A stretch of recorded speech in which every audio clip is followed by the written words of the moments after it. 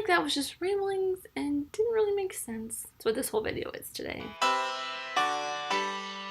Hey, I'm Amy and welcome back. I am doing a review for every Best Picture nominated movie at the Oscars this year, and the first one up is Lady Bird. At the top, I do want to say I will not be doing a review for Dunkirk or The Post because I have done videos on those already. If you want to check those out, there will be a playlist up there of all of the Oscar reviews that I will be doing this year. This was a movie I was probably the most anxious to see out of all of the ones that were very Oscar-y at the end of last year.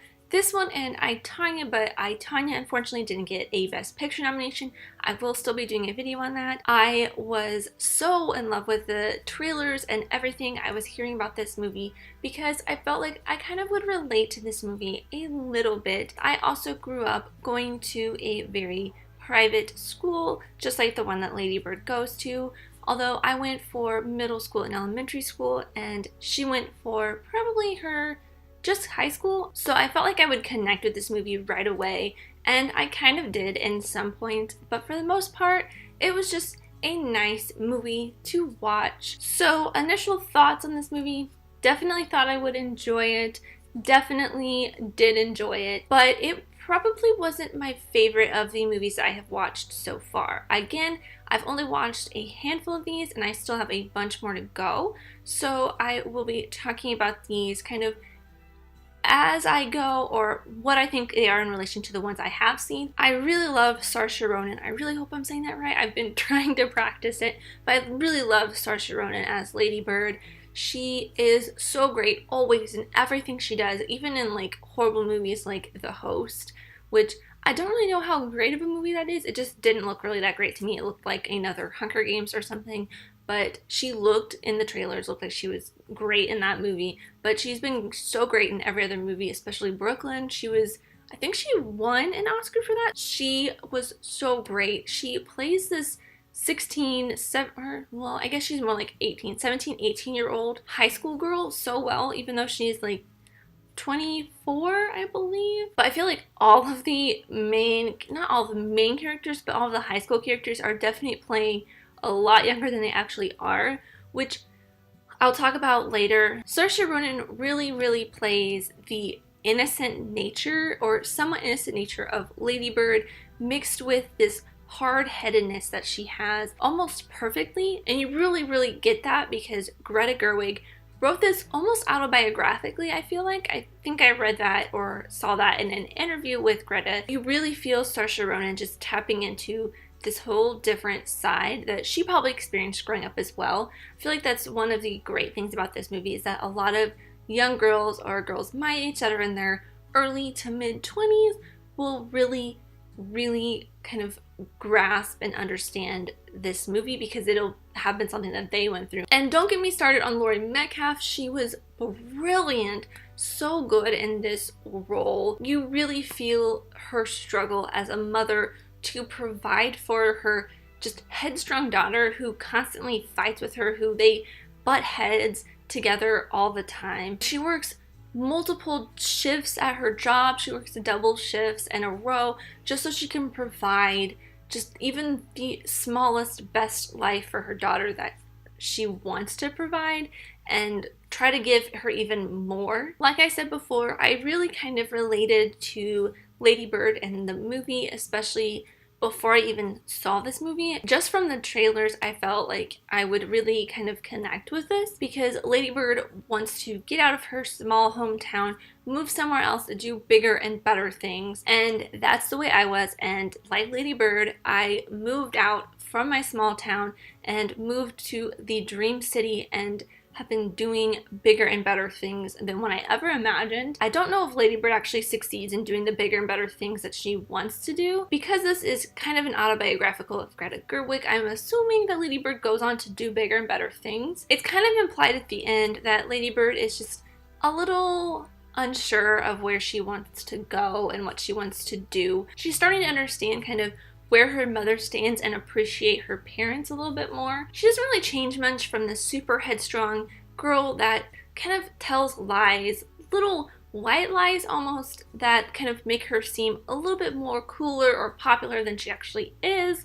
And at the end, you think that she's going to change and do something different and better with her life now that she's in this new city, but she doesn't really. That's one of the main things I have kind of with this movie is you think that Lady Bird's kind of going to grow, but she doesn't.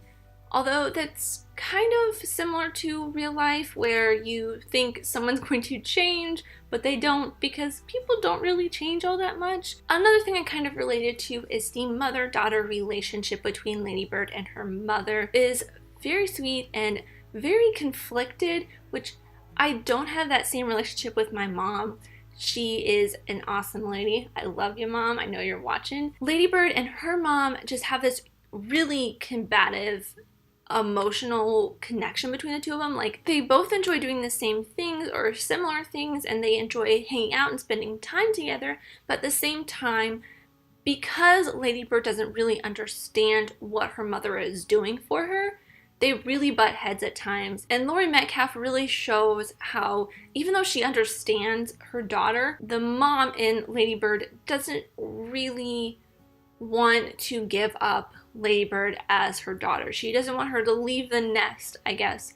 Kind of makes sense with the whole bird theme. In the end, as much as this movie is about a young girl becoming a woman, I guess, in a way, well, yeah, I guess the entire movie is about a young girl becoming a woman. This is also a very strong mother-daughter film. It is really more the story of how a young woman kind of grows and learns to understand her mother and how much her mother is working hard for her and providing for her, even if she doesn't really change in the end.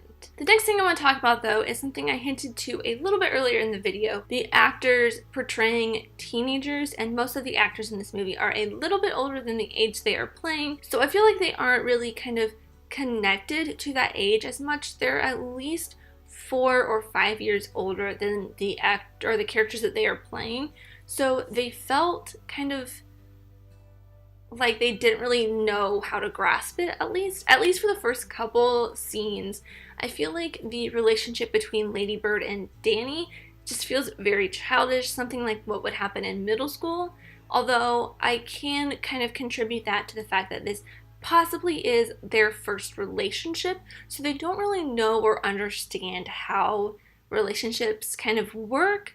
But they are also seniors in high school, so I feel like they'd be a little bit more mature. It just gives the acting a little bit of a feel like they shot these kind of sequences very first, like initially these sequences, and the actors hadn't really gotten into their characters yet. It does evolve and get a little bit better as the movie progresses, even though Lady Bird still kind of has this little innocence about her for the most part. The final couple things that I wanted to talk about are more story related and the theme of the movie, really. The first thing is, to me, this movie felt a lot like Juno. But I think that is just the whole teen drama relationships, girl kind of finding her way in the world type of theme throughout the movie, which made it feel like Juno. But they were also set kind of during the same time frame-ish, like early 2000s, and they just had the same feel about them, I guess, is kind of what I'm getting at. And the stories are about two very headstrong girls just finding their way in the world, so that's another reason why I kind of had the feeling that Lady Bird and Juno were very similar. The great thing that I really enjoyed about this movie was the way that they told the story. It is linear, kind of along the usual storyline, and this is where it gets a little bit more like Juno, I think, is that it's told more in vignettes of a story. They have little blocks of different story lines that kind of merge into one,